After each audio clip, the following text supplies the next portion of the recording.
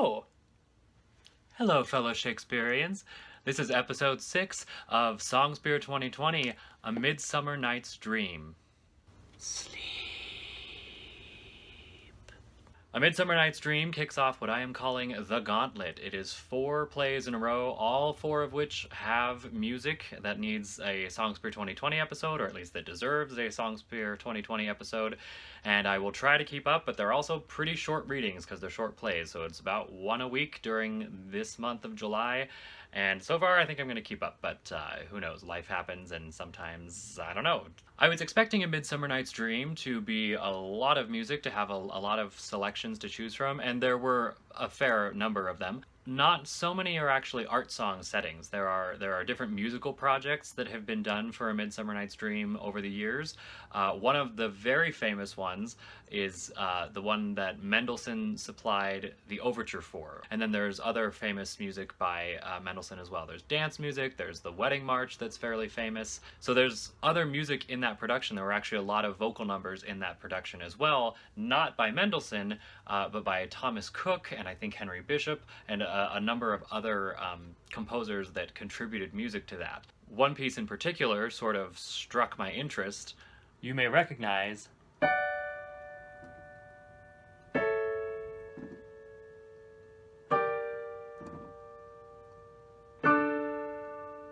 which in this particular movement goes on to that very time I saw, but thou couldst not. And it's this recitative, and it goes into an aria, or an aria, air, whatever, that is kind of begins with the opening theme of Mendelssohn's overture, and then goes on. So that wound up being sort of a motive that went throughout all the works shared by different composers. So that's kind of cool. I ultimately decided not to include much of the music from that because it's a little older sounding and it just, I don't know, none of it really tickled my fancy. But it was cool to see that Mendelssohn not only wrote this famous overture, but that music was used for a real production that had all this other music added by different composers. So it was this big collaborative thing, and if you imagine Mendelssohn, you know, being fairly young when it happened. I'm not actually sure if he wrote the overture and then it was used later and he added more music later. I'm not sure. I know he was quite young when he wrote the overture.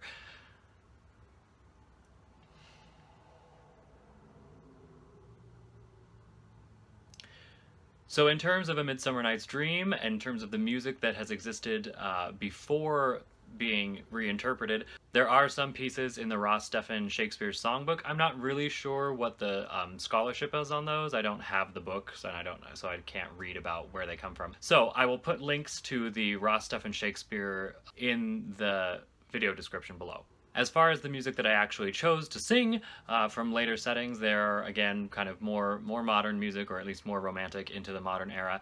And it was really only two texts. There are settings of a lot of the texts in A Midsummer Night's Dream. There are different rhyming sections that I think are tempting to set to music, whether or not Shakespeare indicates that they're a song. But the 2 texts that I wound up finding settings that I liked of were I Know a Bank and You Spotted Snakes, which is the sort of roundel that the fairies sing when Titania, or Titania, however you want to say it, is going to sleep. The first setting of I Know a Bank, well, the only setting of I Know a Bank, is by the British composer Martin Shaw, who lived from 1875 to 1958. That setting is from a children's play, which I found out later, from 1918 called Fools and Fairies, which is based off of A Midsummer Night's Dream. So there are actually more songs. Later on, after I chose the song, I had found like one copy of this song and learned it a while ago.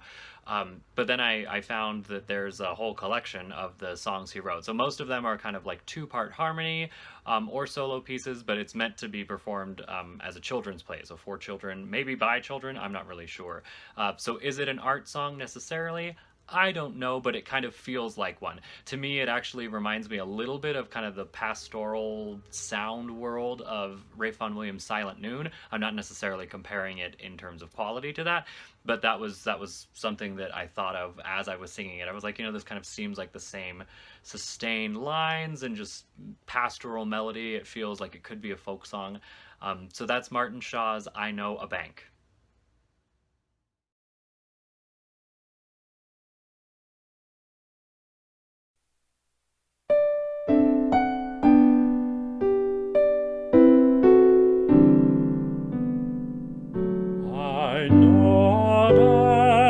bank whereon the wild thyme blows, where oxlips and the nodding violet grows, quite over canopied with luscious woodbine, with sweet musk roses and with eglantine.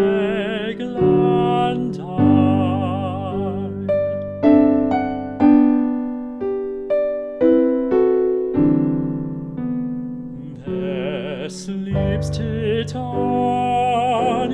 sometime of the night, lulled in these flowers with dances and delight.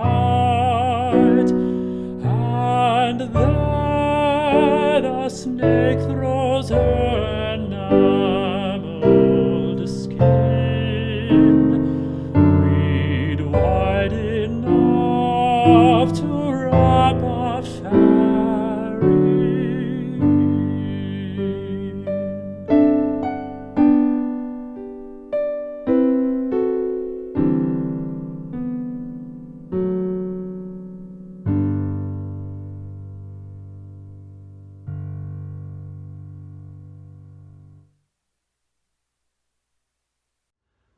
Following that setting of I Know a Bank are three settings of the text You Spotted Snakes, or Ye Spotted Snakes. Sometimes you see it differently. It is actually printed You Spotted Snakes in the Arden with double tongue. It's this sort of fairy song that the fairies sing while Titania goes to sleep. The first setting is by Frederick Keel, who lived from 1871 to 1954.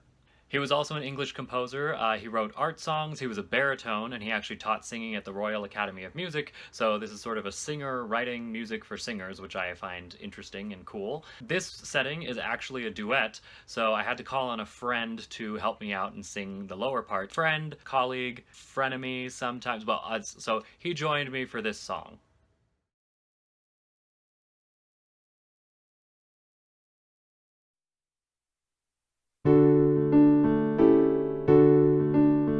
You spotted snakes with double tongue, thorny hedgehogs be not seen. Youths and blindworms do no wrong. Come not near our fairy queen. Philomel with melody, sing in our sweet lullaby, lullaby,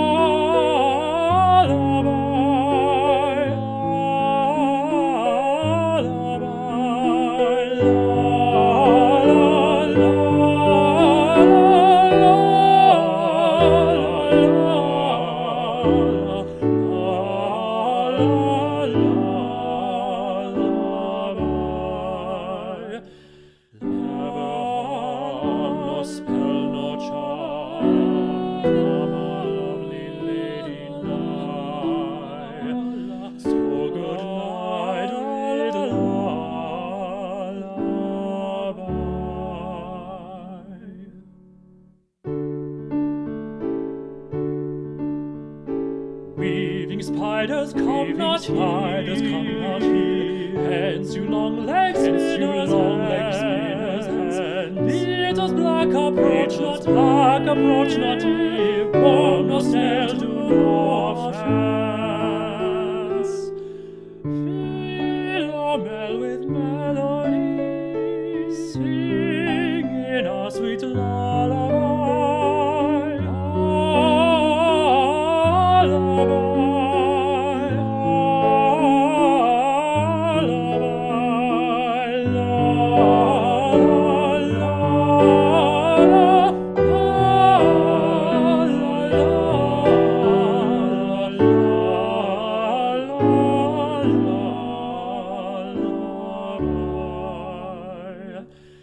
never harm, nor spell, nor charm, come our lovely lady nigh.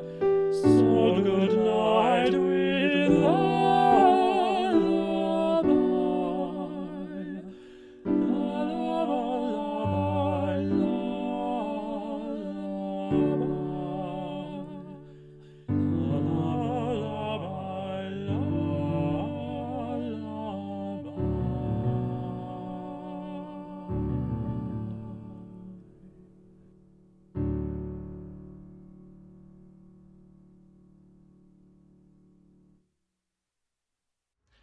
The second setting of You Spotted Snakes, which is actually called Lullaby as it's published, but it's the same text, kind of starts with that, then gets the You Spotted Snakes text, and then ends with the lullaby again, is by Marc Blitzstein, or Marc Blitzstein, I'm not sure. He was an American theater composer, and he wrote one of the translations slash adaptations of the Threepenny Opera off-Broadway. He also wrote Broadway musicals, he wrote for films, so kind of embedded in American music. He also wrote a somewhat controversial pro-union musical called The Cradle Will Rock, which is one of the things he's remembered for. According to Wikipedia, he was openly gay, although he also married a woman. So it is Pride Month, so there you go, Marc Blitzstein, openly gay composer. I think what drew me into this setting is just how kind of dissonant it is. It really plays with kind of major, minor, and the sustain of the piano holds over those sounds, so it can be really dissonant. Unfortunately, my keyboard at home does not have a very long sustain. That's why I had to go out and find a Steinway for a piece last episode. But I think you can still hear it. You might have to kind of crank it up. So here is Marc Blitzstein's Lullaby, which is based on the text You Spotted Snakes with Double Tongue.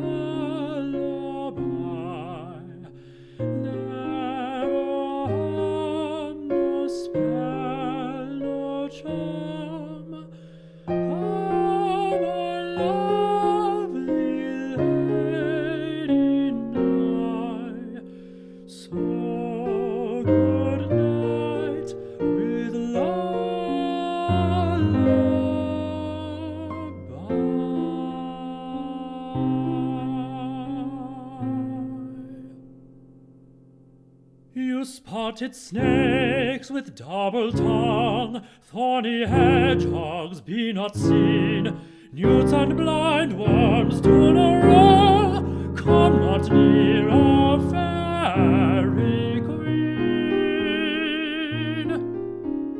Weaving spiders come not here, hence you long-legged spinners hence, beetles black approach not near, worm nor snail do no offense. Philomel with melody, singing a sweet lullaby.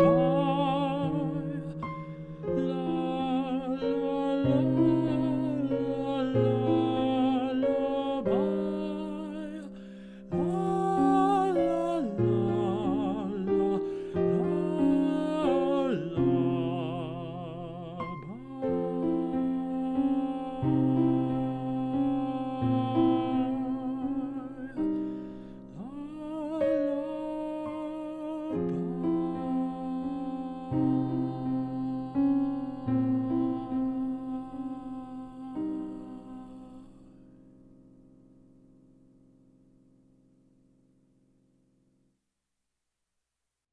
The final setting of You Spotted Snakes and the last song in this episode is by Amy Beach. So it's her setting of You Spotted Snakes with Double Tongue. I believe it is called Fairy Lullaby as it's published, but it's that same text again. She lived from 1867 to 1944, and you know, she's Amy Beach, so she is a pretty well-known composer, not one of the ignored women composers of history. There are many of those as well, but at least Amy Beach gets a fair amount of recognition. She was one of the first American women, if not the first American woman, to really gain a lot of prominence and a lot of respect and a lot of sort of popularity in her composing. Other people probably know a lot more about Amy Beach's biography than I do, but as far as I understand it, she kind of gained prominence as a pianist, but her husband didn't necessarily want her living a really famous musical life as a composer, so she didn't really do that until after her husband died, at which point she moved to Europe, she composed a ton, she became very popular, and changed her name to Amy Beach. She used to kind of go by Mrs. HHA or HAA Beach. It was a different time, and she was kind of trying to be a quote-unquote good wife, but then when she lost her husband, she just sort of went and blossomed into a pretty major figure in American concert music. As far as this setting goes, I think it's just sort of lovely. The accompaniment is really sort of playful, and then the line is very sort of wistful, maybe. I really like the way that the word lullaby is sort of used as the lullaby, and it's this gentle, sort of calming, high, light sound. The last note of the piece actually is, I think, 4 options. There are 4 options for the final note of the piece. One is a third higher than the one I decided to sing. I tried it, but it just didn't really work that well. And then the one I sing, and then I think a lower A than that, and then maybe even the F below. So apparently Amy Beach realized that there were some different choices that might work for different singers. So anybody who has a really, really soft, floaty, amazing high A, this is the song for you. You can sing the note that I decided not to sing. Here is Amy Beach's Fairy Lullaby, which is the text, "You spotted snakes with double tongue."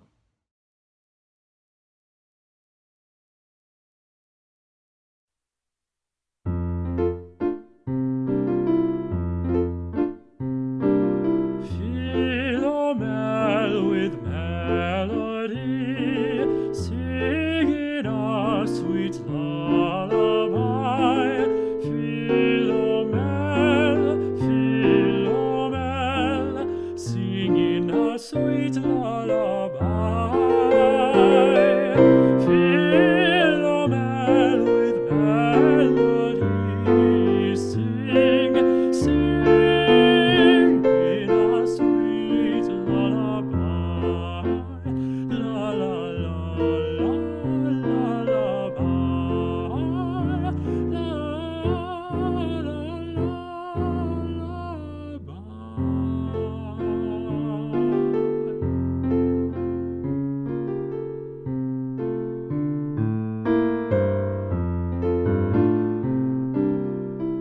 Never harm, no spell, no charm, come my lovely lady nigh. Never harm, come my lady nigh. Never harm, no spell, no charm, come, our lovely lady night.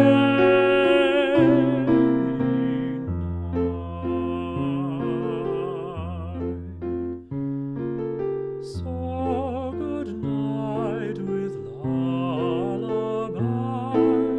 So good night with lullaby.